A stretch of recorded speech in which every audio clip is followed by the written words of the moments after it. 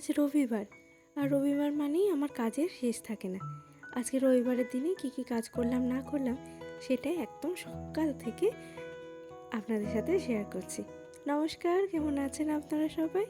আশা করছি আপনারা সকলে খুব ভালো আছেন। আমিও ভীষণ ভালো আছি। আবার কি, আস্তে আস্তে ঠান্ডা পড়ে যাচ্ছে। রাতের দিকে কিন্তু ভালোই শীত করছে, কাঁথা চাপা দিয়ে শুতে হচ্ছে। এই যে ফ্যানকে তো এবার টাটা বলতেই হবে। দিনের বেলা কিছুটা সময় ফ্যান চালাতে হচ্ছে, রাতের দিকে না চালালেও হচ্ছে বললেই হয়। তাই আজকে সকাল সকাল ফ্যানটাকে অমিত খুলে নিয়েছে। আর আজকে যেহেতু ও বাড়ি আছে, ওকে দিয়ে বেশ কিছু কাজ আমাকে করিয়ে নিতেই হবে। এটাই হচ্ছে আজকের দিনের আমার মোটো। তো চলো দেখি ওকে দিয়ে আজকে কী কী করাতে পারি, আর আপনাদের সাথেও সেটা শেয়ার করব। আমাদের ঘরের পাশেই হলো রান্নাঘর, আর এই রান্নাঘর যখন কাজ করা হয়, ঘরে তো ফ্যান চলতেই থাকে, তো প্রচুর তেল টানে। আর পাখাটার কি অবস্থা হয়েছে দেখুন। বেশি দিন হয়নি যে পরিষ্কার করা হয়নি, হয়তো 1 মাস আগেই পরিষ্কার করা হয়েছে, তারপরেও এতটা ধুলো জমে গেছে। ধুলো জমে একদম মোটা হয়ে স্তর পড়ে গেছে দেখুন। আর আমি তো এই কাজগুলো একদমই করতে পারি না। মুখে মাস্ক পরে গামছা টামছা বেঁধে মাওবাদীদের মতন এই কাজ আমাকে করতে হয়। তবুও আগের দিন খাটের নিচটা এত নোংরা হয়েছিল, পরিষ্কার করেই নিয়েছি গামছা বেঁধে। তারপরে যে অ্যালার্জিটা হঠাৎ করে এত বেড়ে গেছিলো যে কি বলবো, খুব সাবধানে থাকতে হয়। আচ্ছা বলুন দেখি, ঘর বাড়ির কাজ করতে গেলে একটু তো ধুলো ঘাঁটতেই হবে, এইভাবে কি আর কাজ করা যায়? খুব সমস্যা হয়। তাই আজকে এই কাজটাতে আমাকে হাত লাগাতেই হয়নি, সামান্য একটু হাতে হাতে কাজ করে দিয়েছি, তাতেই হয়ে গেছে। তাই এত ভিডিও করার টাইম পেয়েছি, নইলে হয়তো আর পেতাম না। সকালে রোদখানি উঠেছিল ভারী মিষ্টি, তাই ভালো আপনাদেরকে সেটাও দেখায়। নভেম্বর মাস এসে গেছে, এই সময় তো এরকমই হালকা শীতের আমেজ, একটু রোদ্দুরে চেয়ার নিয়ে বসে থাকা, দুপুরবেলা একটু চুল এলিয়ে দিয়ে রোদ্দুরে বসে গল্প বই পড়া, এটাই হলো এখনকার কাজ। পাখার ব্লেডগুলো দেখলাম মুছলে হবে না, তাই এগুলোকে অমিত বললো চলো ধুয়েই ফেলি, ধুয়ে একটু ভালো করে মুছে রোদ্দুরে শুকিয়ে নেব, তারপরে ব্লেডটা পরিয়ে দেবো। তো পাখাটা লাগাতে লাগাতে ব্লেড শুকিয়ে গিয়েছিল। আর এখন অমিত পাখার যে মেন অংশটা সেটাকে পরিষ্কার করছে, এখানটায় মোটরটা থাকে সেটাই পরিষ্কার করছে, খুব আলতোভাবে পরিষ্কার করছে। যদি কিছু নাটফাট হারিয়ে দেয় আবার তো সমস্যা হবে। তো আমি ভাবলাম যে বিছানাপত্রগুলো এখানেই থাকুক, কি আর করবো। সকালবেলার থেকে বিছানা তো সমস্ত পরিষ্কার করলাম, ঘর মোছাও আমার হয়ে গেছে। তখনও ওর আর কি মন হয়নি যে পাখাটাকে পরিষ্কার করব, ঘরটা একটু ঝাড়বো। তো কি করব, ওপর দিয়ে অন্য আর একটা চাদর বিছিয়ে দিলাম। তো ভাবলাম বালিশগুলো হয়তো থাকলে কোনো সমস্যা হবে না। যাই হোক, ফ্যানটা যখন লাগাচ্ছিলো বালিশগুলো আর আমার তখন সরানো হয়নি, তখন তার হয়তো জোর পড়েনি তাই। কিন্তু ফ্যানটা লাগানোর পরে ওকে বললাম যে একটু দেওয়ালগুলো ঝাড়াঝাড়ি করে দাও, দেওয়ালেও যেন প্রচুর ঝুল হয়ে গেছে। আর একটু ঘরটা ক্লিন করা না থাকলে নিজেরও ভালো লাগে না। আর এখন এই ঝুল ধুলো এগুলো যাতে আমার কাছেই একদম না থাকে, সেই রকমই একটা ব্যবস্থা করতে বলা হয়েছে। মানে ডাক্তার এটাই বলেছে যে ধুলোর থেকে যতটা পারবেন দূরে থাকবেন, সর্বদা মাস্ক ব্যবহার করবেন। কিন্তু হয় না, সব সময় হয় না, তবুও চেষ্টা করি। বিছানার উপরে চেয়ারটা তুলে এখন পাখাটি লাগিয়ে দেবে। আমার সাজ বলতে ওই হাতে হাতে এটা ওটা কিছু একটা এগিয়ে দেবে। আর ওটা এখন আমার কাজেও করতে হয়নি। এই যে পুজো এসে গেছে, সকাল সকাল ঘুম থেকে উঠে আজকে আবার পুজো শোনার হ্যাপি বার্থডে। তো ও বলছে এই সমস্ত কাজকর্ম আমার হ্যাপি বার্থডে বলে কি তোমরা করছো, পরিষ্কার পরিচ্ছন্ন? তোর কাকা বলেছে হ্যাঁ আজকে তোমার হ্যাপি বার্থডে, সেই কারণে আজকে আমরা আমাদের ঘরটা পরিষ্কার করছি, অনেক লোকজন আসবে তো সেই কারণে। তো ও আবার ভারী খুশি। দেওয়ালগুলো একটু পরিষ্কার করে দিতে বলেছি বলে বললো ঠিক আছে তাও করে দিচ্ছি, তবে বালিশগুলো সরিয়ে ফেলো। তাই বালিশগুলো এখন সরাচ্ছি। একেই প্রচণ্ড অ্যালার্জি বেড়ে গেছে, প্রচণ্ড হাঁচি হচ্ছে, মুখ নিচু করতে পারছি না, নাক দিয়ে এত জল বেরোচ্ছে।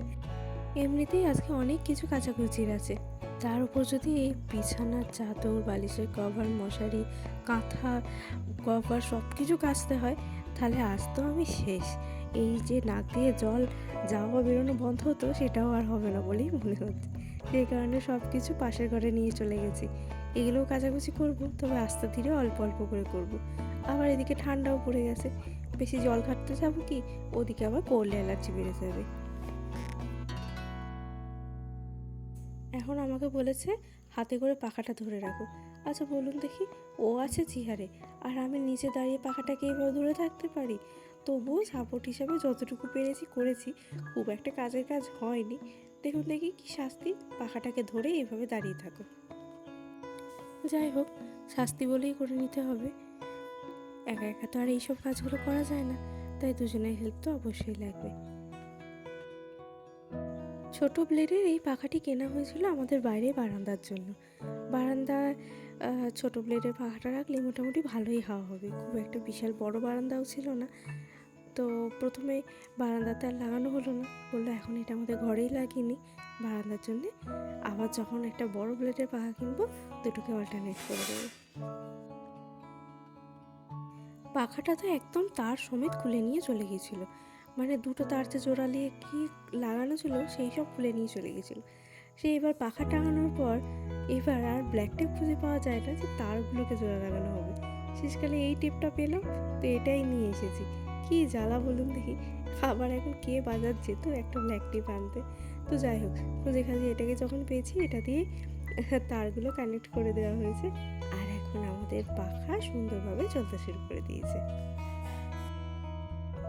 শুধুমাত্র পাখা ঠিক করা হয়েছে তা নয়, দেওয়ালও ঝাড়াঝুড়ি করা হয়েছে, মানে ঘরটা একদমই ডিপ ক্লিন করা হবে আজকে। তো বললাম আস্তে আস্তে তাহলে একটু পর্দাগুলো খুলে দাও, পর্দাগুলো আমি কাঁচা ধোয়া করে দিই, অনেক দিন ধরে লাগানো আছে, পর্দাগুলো কাঁচা হয়নি, ওগুলো তো ভালোই ধুলো জমে আছে। তো এক এক করে পর্দাগুলোও খুলে দিয়েছে। এইসব কাজগুলো তো আমি পারবো না, কাচাকুচি করে দিতে পারবো, কিন্তু খোলাখুলিটা তো আর করতে পারবো না। আর এই যে এগুলো আপনাদের সঙ্গে শেয়ার করেছিলাম, এগুলো ধোয়া মোছা করেছিলাম, কিন্তু তারপরে আবার ধুলো জমে গেছে। কোথার থেকে যে এত ধুলো আসে তা বাবু বলতে পারবো না। সেই সব কিছু আজকে পরিষ্কার করব। ওই যে বললাম অনেক কাচাকুচি আছে, তার মধ্যে এই ধরুন এতগুলো পর্দা আছে, তারপরে আলমারির মাথায়, ড্রেসিং টেবিলের মাথায় যে কাপড়গুলো রাখা থাকে সেগুলোকেও আজকে কাঁচা ধোয়া করবো। সেগুলোও হয়ে গেছে, অনেক দিন কাঁচা ধোয়া করা হয়নি, ধুলোতে একদম চট হয়ে গেছে। এখানে তো দুটো করে পর্দা দেওয়া ছিল, বড় জানলাটাতে 3টে পর্দা দেওয়া ছিল, মানে কাটিং করে 3টে, আর এদিকে ছোট জানলাটাতে 2টো। তো ভেবেছি 3টে করে আর লাগাবো না, এদিকেও 2টো আর লাগাবো না, এদিকে একটা করে এখন লাগিয়েই রেখে দেবো। 3টে করে লাগিয়ে রাখলে দেখতে ভীষণ ভালো লাগে, কিন্তু 3 নম্বরটা আমার যেন কাজেই লাগে না। ওই 2টো পর্দা লাগালেই মোটামুটি জানলা ঢাকা পড়ে যায়। তো ভেবেছি ওগুলো একটা করে রেখে দেবো, এখন 2টো করেই লাগিয়ে রাখবো। আপনাদের তো বললাম পুচুর আজকে হ্যাপি বার্থডে, তাই ও কেক নিয়ে এসেছে। এখন সময় অনেকটা পেরিয়ে গেছে, সমস্ত কিছু ভিজিয়ে কাঁচা করা হয়ে গেছে, এখন হচ্ছে ধোয়ার পালা। আর আমি এদিকে দিচ্ছিলাম আর অমিত গিয়ে গিয়ে মিলে দিচ্ছিল। এই সমস্ত কিছু আমাদের আলমারির মাথায়, ড্রেসিং টেবিলের মাথায়, শোকেসের মাথায় দেওয়া থাকে। সাদা জিনিসে ধুলো পড়লে দেখতে খারাপ লাগে, তাই কাপড় দিয়ে রাখি, যাতে কাপড়গুলো কাচাকুচি করে নিতে পারবো আর উপরটা নোংরা হবে না। এত কিছু কেচেছি, আর এদিকে রোদ্দুরও নেই খুব একটা ভালো, তবে কি জানেন তো, হাওয়া দিচ্ছিল, আর হাওয়াতে আমার সব কিছু শুকিয়ে গেছে। ঘরটা তো সকালে একদম মোছা হয়েই ছিল, তারপরে এত ঝাড়াঝুড়ি করেছি, আরও একবার ঘরটা সুন্দর করে মুছে নিলাম। আমি মোটামুটি সপ্তাহে 2 থেকে 3 বার শ্যাম্পুর জল করে ঘরটা মুছে নিই। শ্যাম্পুর জল দিয়ে ঘরটা মুছলে টাইলসটা বেশ চকচকে থাকে, দেখতে ভারী ভালো লাগে। এই যে এটা হচ্ছে এখন আমার ঘরের লুক, এখনও পুরোপুরি কমপ্লিট হয়নি। রবিবারের গল্প আজকে এটুকুই থাক, আগামীকাল আবার বাকি গল্পটুকু বলবো, কি করলাম না করলাম। আজকের মতন আসি, সবাই ভালো থাকবেন, সুস্থ থাকবেন, দেখা হবে পরবর্তী ব্লগে।